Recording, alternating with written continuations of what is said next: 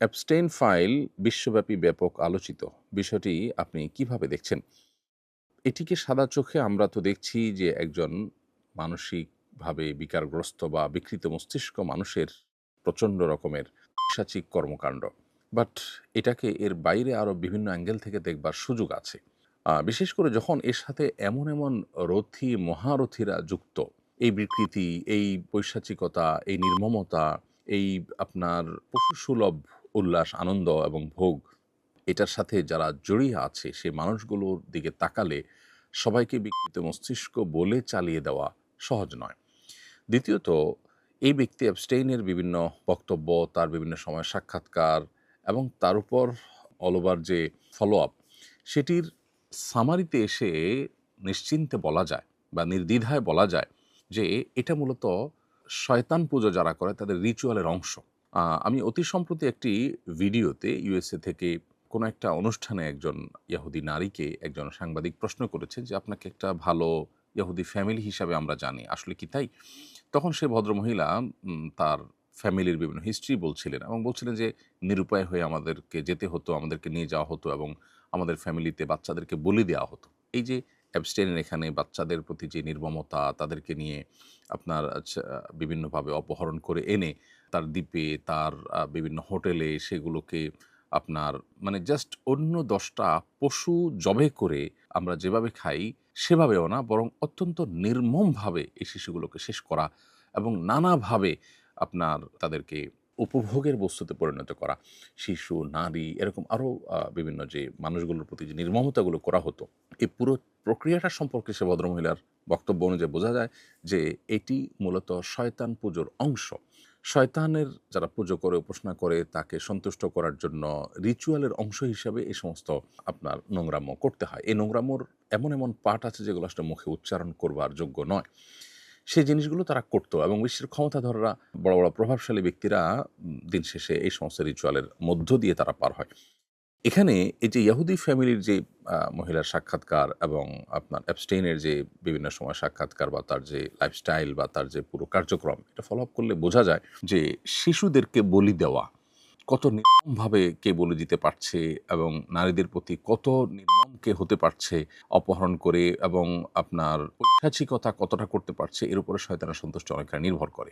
আল্লাহ যে মানুষকে সতর্ক করেছে শয়তানের ব্যাপারে এবং বারবার করে শয়তান থেকে আমাদেরকে সাবধান থাকতে বলেছে এবং শয়তানকে সন্তুষ্ট করে শয়তানকে আল্লাহ তাআলা, শয়তান আল্লাহর সৃষ্টি, তাকে তার বিশেষ কিছু পাওয়ার আল্লাহর তরফ থেকে দেওয়া আছে, এটা পার্ট অফ এক্সাম, পরীক্ষার অংশ।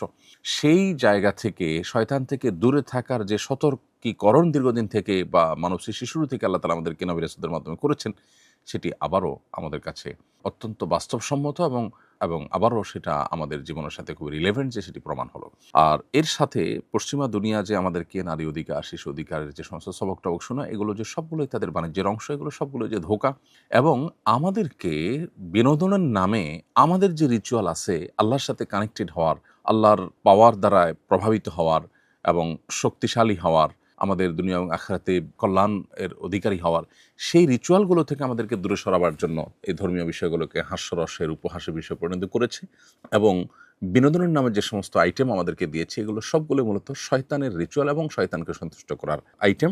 সেগুলো দিয়ে তারা আমাদের যে আধ্যাত্মিকতা, আমাদের যে আধ্যাত্মিক শক্তি সেটাকে ধ্বংস করছে। প্রসঙ্গত এখানে আরেকটু বলে রাখি, ওই ইহুদি নারীর বক্তব্য শোনার পর আমার কাছে মনে হলো যে ফিলিস্তিনে তারা যে শিশুদেরকে টার্গেট করে যে হত্যা করেছে, দীর্ঘদিন পর্যন্ত তাদের প্রতি যে নির্মমতা তারা চালিয়েছে, এটিও তাদের সেই রিচুয়ালের অংশ কিনা সেটি ভেবে দেখবার যথেষ্ট সুযোগ আছে। কারণ শয়তানকে সন্তুষ্ট করবার জন্য যে শিশু বলি থেকে নিয়ে যত রকমের আয়োজন আছে, এমনকি ওই যে ভদ্রমহিলার বক্তব্যে শুনছিলাম যে এমনও হয় যে পারিবারিকভাবে প্ল্যান করে বাচ্চা গর্ভে ধারণ করা হয় এবং আশপাশের মানুষকে বুঝতে দেওয়া হয় না, ওই বাচ্চা মূলত শয়তানকে সন্তুষ্ট করার জন্য বলি দেওয়া হবে, এটাই থাকে উদ্দেশ্য এবং সেটি দেয়া হয়। এই যে পুরো কার্যক্রম, এখান থেকে নতুন করে আমাদের আল্লাহর নেয়ামত ইসলামের প্রতি আমাদের আরও বিশ্বাস বেড়ে যায়, আরও আস্থা বেড়ে যায় এবং আল্লাহর প্রতি আরও অগ্রসর হওয়ার গুরুত্ব আমরা অনুধাবন করতে পারি।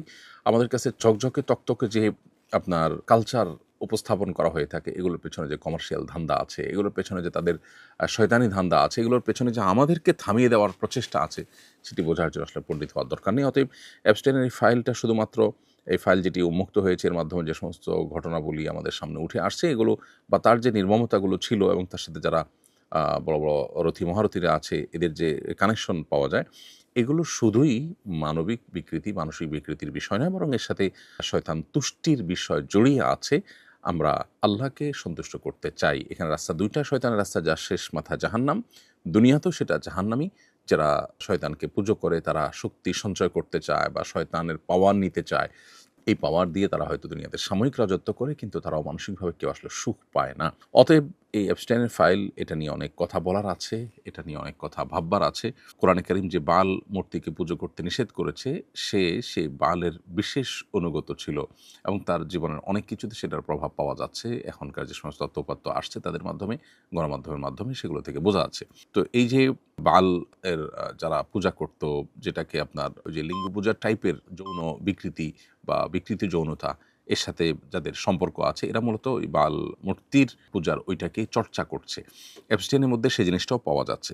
এখানে প্রসঙ্গত আরেকটু বলে রাখি যে ট্রান্সজেন্ডার সহ যে সমস্ত আপনার বিকৃতির কালচার আমাদের সমাজে আমরা দেখতে পাই, এখন গোটা পৃথিবীতে অ্যাগ্রেসিভলি যেটা পুশ করার চেষ্টা করা হচ্ছে, এর সাথে আসলে শয়তানকে তুষ্ট করার বা শয়তানের উপাসনা করার বা রিচুয়ালের একটা সম্পর্ক বা যোগসূত্র কিন্তু আছে। অতএব পুরো বিষয়টা আসলে অনেক বড় খেলার ব্যাপার। আগামীর পৃথিবী এটি যতটা না অস্ত্রের যুদ্ধের পৃথিবী, তার চাইতে বেশি হবে আপনার স্পিরিচুয়াল যুদ্ধের পৃথিবী। অতএব মুসলমানদেরকে মুসলমান হিসেবে আল্লাহর সাথে কানেক্টেড হওয়া, ইবাদতবন্দি করা, আল্লাহ তাআলার নির্দেশগুলোকে মেনে চলা, এগুলোর মাধ্যমে তাদেরকে আত্মরক্ষার চেষ্টা করতে হবে এবং তাদের শক্তি সামর্থ্যকে বাড়াতে হবে, গেইন করতে হবে। সেই জায়গা থেকে আমাদের আরও দিনের পথে অগ্রসর হওয়ার প্রেরণা আমরা এই সমস্ত ঘটনা থেকে পাই। এই সমস্ত ঘটনার একেবারে গভীরে যারা প্রবেশ করেন, তাদের কাছে বিষয়গুলো স্পষ্ট হয়ে যায়। আল্লাহ তাআলা আমাদেরকে শিক্ষা গ্রহণ করার তৌফিক দান করুন এবং এই সমস্ত নির্মমতা বন্ধ হোক। বাংলাদেশে যারা নারীবাদের মুখোশ পরে বসে আছেন, যারা শিশু অধিকারের সবক শুনান সকাল বিকাল, এই সমস্ত ঘটনায় কিন্তু তাদের তেমন কোনো নড়ে চড়ে বসা বা তেমন কোনো উদ্যোগ বা তাদের কোনো বিষয় বা এগুলো নিয়ে তাদের তেমন কোনো কার্যক্রম আমাদের চোখে পড়েনি। অথচ এই জায়গায় যদি কোনো হুজুর থাকতেন, তাহলে আজকে ঘটনা কোন পর্যায়ে গিয়ে পৌঁছাতো। এখান থেকে এই মানুষগুলোরও দ্বিচারিতা বুঝে আসে, প্রমাণ হয়। যারা ইসলামের খোলস থেকে বের হয়ে জাতে উঠার চেষ্টা করেন, তারা ওই জগতের বা ওই জগতের মানুষগুলোর আসল রূপ জানার পর অন্তত তারা ইসলামে ফিরে এসে ইসলামকে নিয়ে প্রাউড করার সময় বোধহয় হয়ে গেছে। আল্লাহ আমাদেরকে বোঝার তৌফিক দান করুন।